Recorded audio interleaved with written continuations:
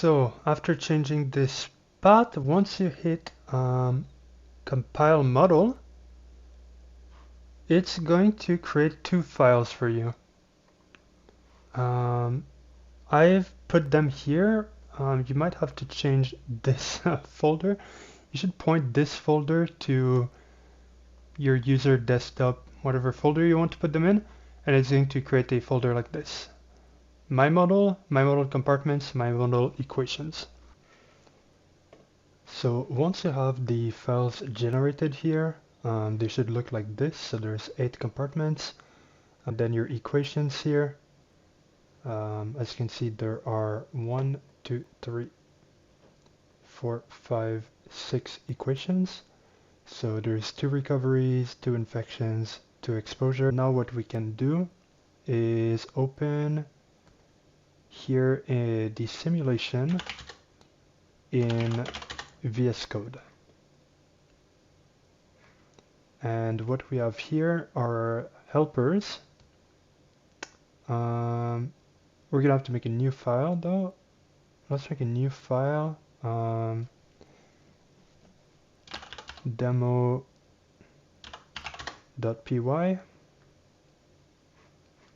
Yes. And now what we're gonna do is maybe copy one of the existing files, such as this one. We're not going to use much of it, but essentially we're just going to copy this existing file for another model and rip a lot of things out. But what we really want to keep is this main here, which is going to help us a bit structure the code. So here my model name is my model, I think. Yes. So we're just going to type my model here. The folder up my model, and then there's only one level of my model. Yeah, that should work. So if you want to copy this or put your different path, if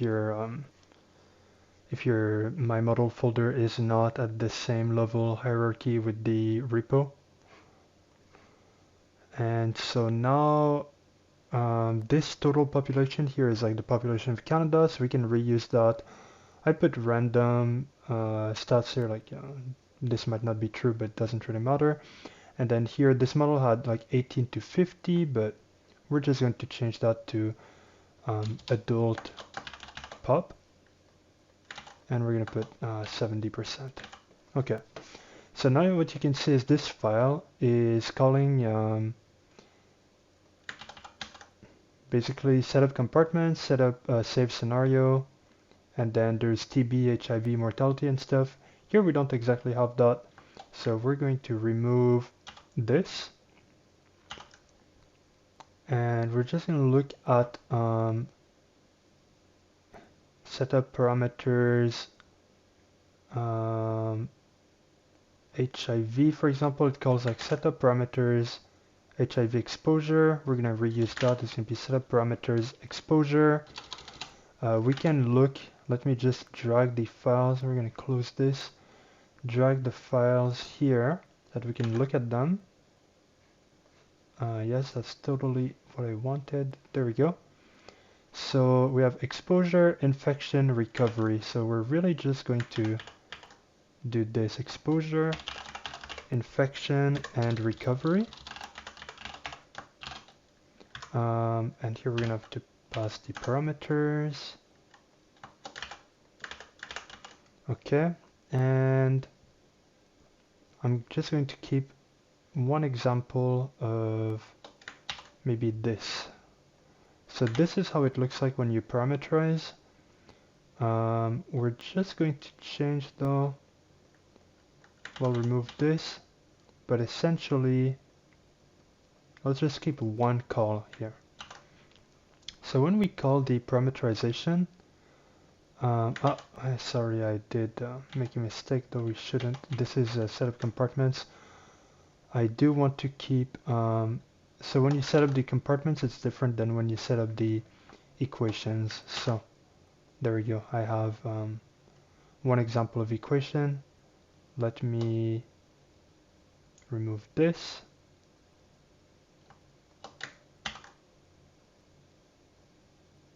Okay. So as you can see in this file, like all you need is the setup compartments and parameters functions that you define. The other functions, they rely in from stuff in parameters setting and simulation, which are in this folder here.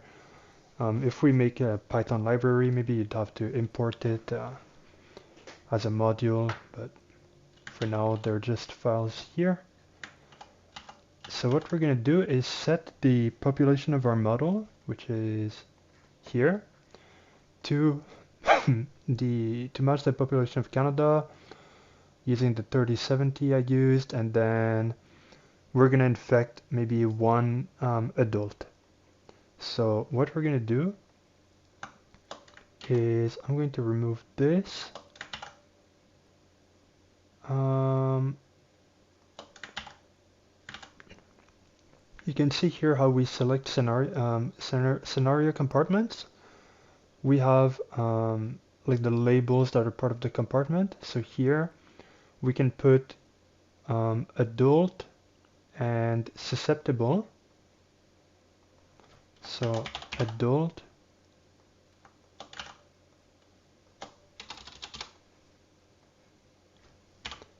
and set the value to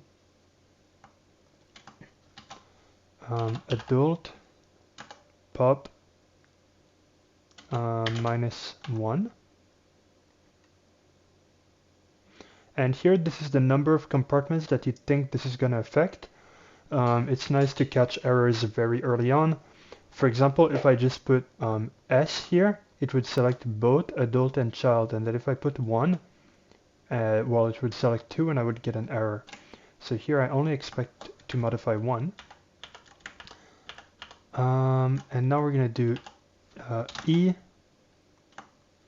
I, and R. So these are going to be 0, except this one is going to be 1. And then we're going to do the same with here child, except here we're not going to infect a child. Okay. And then the parameters for exposure, infection, and recovery. So let's copy this.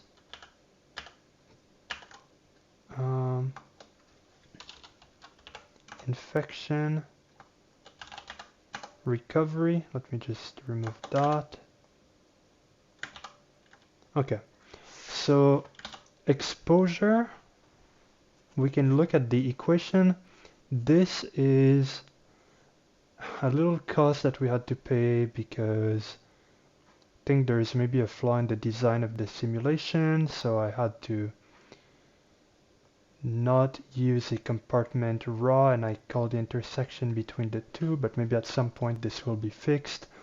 I don't even remember if it's an issue anymore, but anyway, what we can do is actually just run the code that we have so far, and it's going to produce errors for us so that we can have to understand a bit less. So what we're going to do is call python demo.py. It's asking us to create scenario compartments. We're just going to copy that. I'm not sure. I'll open a command line here. Just new text. Okay. It's probably going to do the same with the parameters. Okay, so here we have our first error, which is probably a typo for me somewhere. It says empty selection at line 37. Okay, we are definitely just going to have to comment this, otherwise we are going to get that error. And then missing parameters, line 73. Yes, I should not have done that though. because save parameters I think takes care of that. Let me just remove that. Okay, there we go. So when we run, as you can see, it says writing missing parameters. So now what we have is the list of parameters that we need. So for exposure, as you can see, there's the inverse population. So we're just going to go ahead and set that. We can just copy the name. So how it works when you set the parameters is basically this is like the argument 0, this is argument 1, and then this would be like argument 2, argument 3 of the parameter. So when you select it, you just say, I want the 0th term to be inverse population, so it's going to be this term. So for example, I could also ask for the first term to be equal to exposure. So here it's redundant, but we're going to keep it. There's only one of these parameters, and the value is going to be 1 over total population. So now, as you can see, when we run, I get a different message. It says it generated parameters. There's this parameter, and in missing parameter, now the parameter is not here anymore as expected. And now exposure, we just need the 4 contact matrices parameters. Well, yeah, the 4 values of the 2x2 matrix. So by the way, you see this little thing here? Here there's dashes in between, and here there's brackets and commas. This is what the join dash intersection does, because they need to be formatted like this to parameterize them properly. So anyway, not really that important for now, but maybe for developers watching this, when they want to change it, they'll know what the reason was. So missing parameters, let's see. We're trying to set contact matrix. So let's say, let's copy this.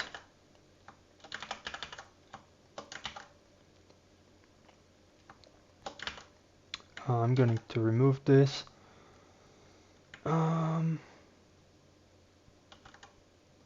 And I do think that here, yes, this version of the code is missing a very nice quality of life function, so I guess I won't use it, but typically you'd be able to set multiple values, like all 4 values of the contact matrix at once. So on the main branch I have this code, but not on this one, so anyway, it's fine. It's just that here we're going to have to select, we're going to have to use select parameter string contains to select all of the children here, and compartment contains child. So 3 would be compartment contains child. This contact, we're going to say 5 per day. And then we're going to do the same here, but child and adult, we're going to say 1 per day. And then here, adult and child, we're going to put 1 per day. I'm doing the wrong thing here every line, by the way. This, the value goes here, of course, it goes in the set. I was actually changing this value, which is the number of parameters you expect this to affect. So here it's also 1, so just a happy coincidence, but the value of the parameter goes here. So yeah, here it's 5 that I want, and then here between adults we're gonna say 2, just because if I put 5 also the curve is gonna be really similar, at least here. It's gonna look a little different. So between child and child, 5 contacts per day. Child and adult, adult and child, they each have 1 contact per day. which would be wrong because there's more adults than children. So if each child is seeing one adult per day and each adult is seeing one child per day, then there's something wrong, but that's fine. Um, and then between adults, 2 per day. So now if we run this, we should get less missing parameters. No, there's only 4. So there's infection parameters. So we're going to select this. This is this called infection parameter? Yeah, okay, so infection parameter for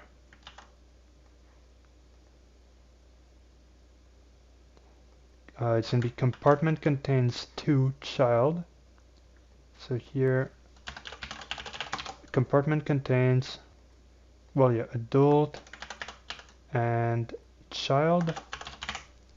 So here this is like the mean time to develop an infection after being exposed. So for COVID it was between 5 to 10 days really. So we could say maybe just put different values. So say children, it would take about 3 days, and then for adults it would take 5 days. It doesn't exactly matter for this example. I just don't want to put the same value though. What I could do actually at the start is put the same values everywhere, just so that we can get a feel for what it should be like. Whoop. If the values are the same, then I can change them, and you'll notice a difference. Where if I just show you when they're different, could also show when they're the same after. But so now the recovery is going to be really similar here. It's just recovery parameter, and then this is the mean time to recover after you're infected. So recovery parameter. So now this should be it.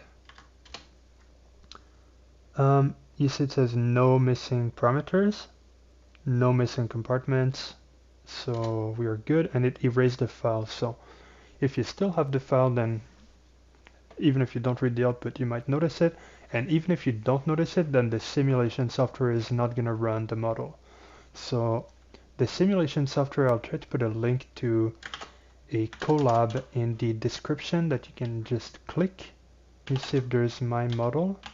Okay, so this is the one I used. Because I've already done this, I'm re-recording it because there was a mistake. So now what you can do is just take these 4 files and drag them here. And there's already a plot here, as you can see, but essentially you're just going to run all. Because the project name is already correct, the plots are already correct, and we're just going to get the same output.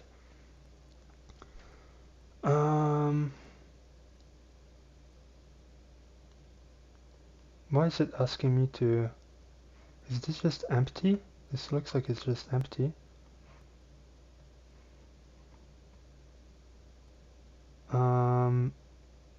Okay, so as you can see here, it's at the time step, basically like a day 73.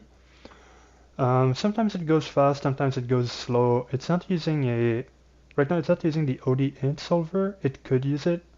I could try to run once with ODInt, once with the normal solver that I wrote, because ODInt wouldn't be able to handle thousands of individual equations. Maybe if we switched to tensorial format it would work, but I wrote a really stupid solver, and essentially it just goes slower when the derivatives are getting out of hand compared to the values of the compartments. Tries to not dip below 0, of course. Depending on your equation, sometimes dipping below 0 might be correct, most of the time it's not. For example, the number of susceptible people in the model might dip below 0 if you go really fast, but then everything will be just wrong after that. So here, as you can see, I'm modifying a little bit because the simulation, there's no point going past timestamp, well, essentially like day 120, everything is done. So I'll just explain what this plot is. So you see it says plot for I, so infectious. When you call plot, you put like the labels that you want to compare and the projection that you want to put on them. So let me just compare this with, you see if I didn't put infectious here, for example, you just get two flat lines. If I put child versus adult, but for um, exposed, you get a really similar curve where of course the peak is just a little bit before 80 and here the peak is close to 80.